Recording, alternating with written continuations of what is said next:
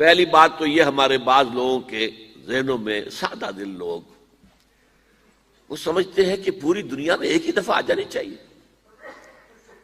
یہ کوئی علاقائی خلافت تو نہیں ہو سکتی، خلافت تو عالمی ہوتی ہے. ان سے میں کہتا ہوں عالمی خلافت کب تھی جناب؟ یہ تو نہ خلافت راشدہ میں عالمی تھی. کیا ہندوستان شامل تھا اس میں؟ کیا چین شامل تھا؟ کیا یورپ شامل تھا؟ اور سب سے بڑی بات یہ، اگر ایک دم پوری دنیا پر خلافت قائم ہو سکتی تو حضور کے دست مبارک سے ہوتی، لیکن نہیں ہوئی. نتیجہ کیا نکلا؟ ایک ملک میں حضور نے قائم کر دی، جزیرہ نما عرب، یہاں خلافت قائم ہو گئی، حضور خلیفہ ہے. اب وہ نقطہ کون سا ہوگا، نقطہ آغاز کون سا ہوگا؟ اس میں پہلی بات تو میں نے کہا جو شک کرے گا اس کا پھر ایمان مشکوک ہے. ہوگا، لازماً ہوگا، گلوبل ہوگا، پوری دنیا میں ہوگا. کہاں سے شروع ہوگا اس میں آپ اختلاف کر سکتے ہیں، لیکن مجھے تو دو حدیثیں تو ملی ہیں جن سے یہ اندازہ ہوتا ہے کہ یہ اس مشرقی خطے سے ہوگا، عرب کے مشرق کی جانب کسی ملک سے ہوگا، کسی خطے سے ہوگا.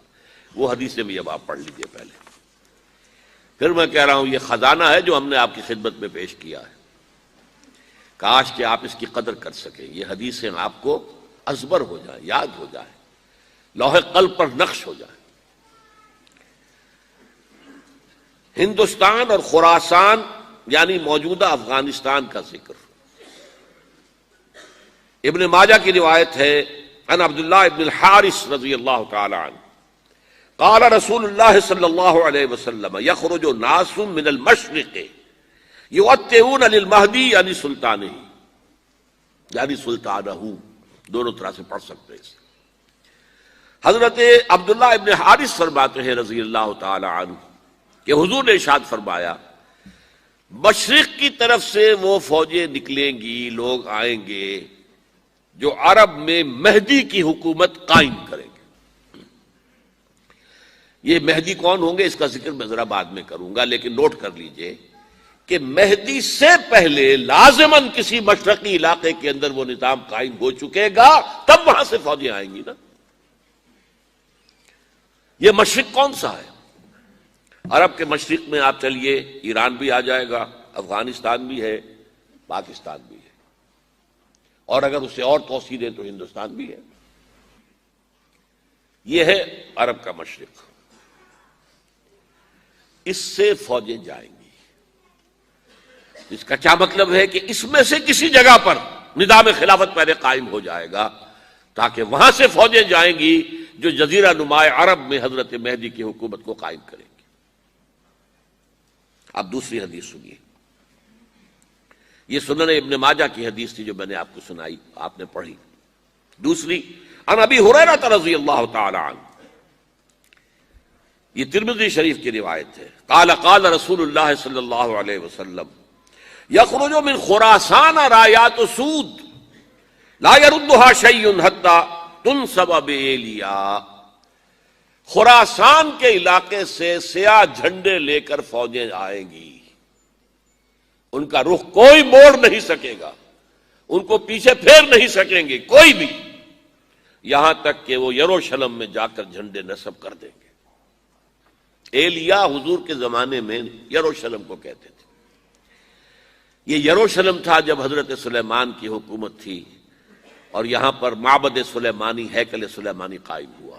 پھر یہ یروشلم ہی رہا ہے تاریخ میں، یہاں تک کہ سن 70 عیسوی میں جب ٹائٹس رومی جنرل نے اس کو گرایا، ختم کیا، سیکنڈ ٹیمپل گرا دیا اور یہاں سے یہودیوں کو کہا نکل جاؤ، یہاں سے کوئی یہودی باقی نہیں رہا، بالکل تہو بالا برباد کر دیا. اس کے کوئی 150 سال بعد ہیڈریان، رومن ایمپرر ہیڈریان، اس نے پھر دوبارہ آباد کیا اس شہر کو. 150 سال تک یہ بالکل بنجر اور بالکل غیر آباد پڑا تھا. اب ہیڈریان نے جب آباد کیا تو اس کا نام ایلیا رکھا، اب یروشلم نام نہیں تھا.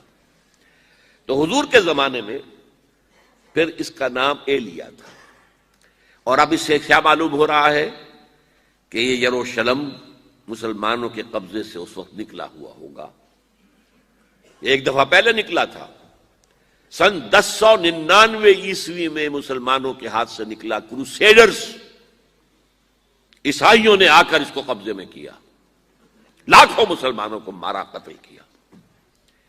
اس کو 1187 عیسوی میں واپس لیا ہے. کس نے لیا ہے؟ صلاح الدین ایوبی. کرد، عرب کھوکھلے ہو چکے تھے، عربوں نے کھویا، واپس نہیں لے سکے. بہت حکومت کر چکے تھے، 400-500 برس کی حکومت کر کے، اور ان کے عیش اور ان کے آرام، اب ان میں جان نہیں تھی کہ وہ واپس لے سکے. واپس لینے والا گرم کرد خون تھا، صلاح الدین ایوبی. تو گویا کہ اب آپ سمجھئے کہ 88 برس تک عیسائیوں کا قبضہ رہا یروشلم پر. اب 1967 میں یہودیوں نے قبضہ کیا ہے، اور اب 38 برس تو ہو گئے، 88 نہیں تو 38 برس تو ہو گئے ہیں. لیکن وہ دور آئے گا کہ اب پھر لیں گے.